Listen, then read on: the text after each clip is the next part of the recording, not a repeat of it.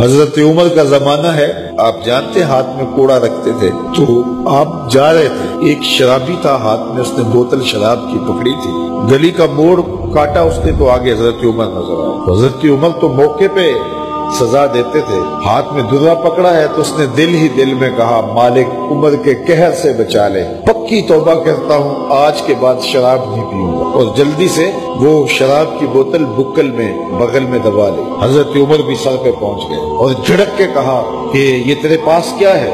تو ڈرتے ہوئے کہا حضرت سرکہ ہے۔ تو عمر سے کہا نکال، تو جب نکالا تو واقعی سرکہ ہو گیا تھا۔ جو رب شراب کو سرکے میں بدلنے پہ قادر ہے، وہ رب گناہوں کو نیکیوں میں بدلنے پہ بھی قادر ہے۔ تو اس کے در پہ کوئی آئے تو صحیح، جھولی پھیلائے تو صحیح، ہم تو مائل بکرم ہیں، کوئی سائل ہی نہیں، راہ دکھلائیں کسے، راہ روے منزل ہی نہیں۔ کوئی اس کی دہلیز پہ تو آئے، اس کی چوکھٹ پہ تو آئے، بلکہ اس کی رحمتیں تو بہانے ڈھونڈتی ہیں۔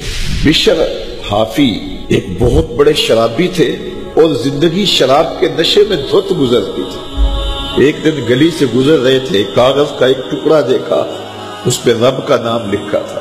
یار بندہ گناہ گار ہو بے ادب نہ ہو، گناہ گار ہو بے ادب نہ ہو۔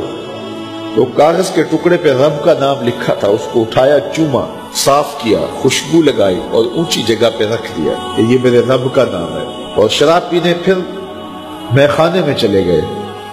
وقت کے ولی کو الہام ہوا، جا ڈھونڈ بشر کو اور میرا سلام دے، اور اسے کہہ کہ تیرے رب نے تیرے سارے گناہ معاف کر دیے۔ نکلا، پوچھا بشر کون ہے؟ لوگوں نے کہا وہ تو بہت بڑا شرابی ہے۔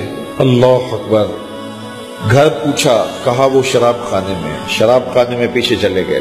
وقت کا ولی اللہ شراب خانے کے دروازے پہ دستک دے رہا ہے۔ اندر سے آواز آئی، کون؟ نام بتایا، کہا میں بشر کو ملنا چاہتا ہوں۔ کہا وہ تو نشے میں دھت پڑا ہے۔ ساقی میخانہ نے کہا کہ وہ تو نشے میں دھت پڑا ہے، کہا اسے ملنے آیا۔ اس نے جا کے کہا کہ باہر تیرا کوئی مہمان ہے۔ تو بشر نشے میں ہی ڈولتا ہوا ننگے پاؤں دروازے پہ آیا۔ اللہ کا ولی کھڑا تھا، کہا کہ تیرے رب نے تجھے سلام بھیجا ہے، تو نے اس کے نام کی قدر کی تھی اور اس نے تیرے سارے گناہ معاف کر دیے۔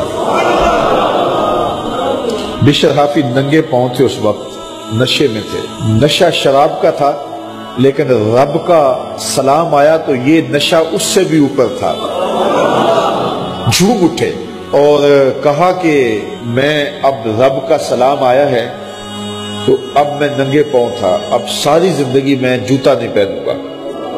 عربی میں حافی ننگے پاؤں والے کو کہتے ہیں، تو بشر حافی کو بشر حافی اس لیے کہتے ہیں کہ وہ ساری زندگی پھر برہنہ پا رہے، انہوں نے کبھی بھی جوتا نہیں پہنا تھا، زندگی بدل گئی لیکن پاؤں میں جوتے نہیں پہنتے تھے کہ میرے رب کا سندیشہ جب میرے نام آیا تھا، میری جب تقدیر بدلی تھی، میرے رب نے جب مجھے محبت نامہ بھیجا تھا، مجھے سلام بھیجا تھا، پیغام بھیجا تھا، تو میرے پاؤں میں جوتا نہیں تھا۔ تو بشر حافی جوتا نہیں پہنتے تھے، تو رب نے کرم یہ کیا کہ بشر حافی نے گھر سے مسجد میں جانے کے لیے جو راستہ اختیار کرنا ہوتا تھا، اس راستے پر جانور گوبر نہیں کیا کرتے تھے، جانور لیت نہیں کیا کرتے تھے۔ یہ بشر حافی کی گزرگاہ ہے۔ ایک دن ایک شخص آیا تو جس راستے سے بشر حافی گزرتے تھے تو وہاں کسی جانور کا گوبر پڑا ہوا تھا۔ اس نے بلند آواز سے کہا، ایھا الناس، لوگوں سن لو، بشر حافی انتقال کر گئے۔